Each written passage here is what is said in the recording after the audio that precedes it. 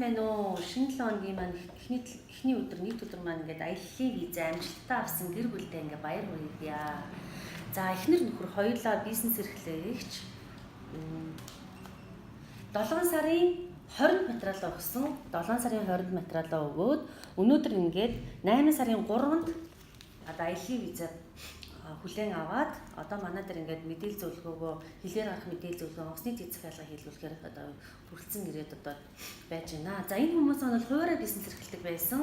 За бизнес эрхлэх нотлох бич баримтаа болоод манай албаас мэдээлэл зөвлөгөө аваад хангалттай бүрдүүлээд за мөн 5 саяын зээлийн үйлчлэгээ авсан.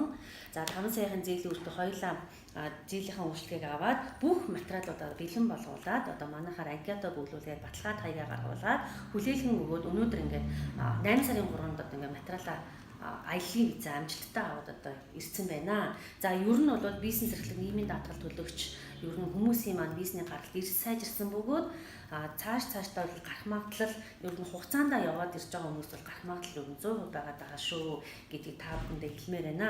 Тэгээд та бүхэн бас аяллаа виз зөсгөж байгаа бол манай байгууллагаар ирж мэдээлэл зөвлөгөө аван үйлчлэгийг аваарай.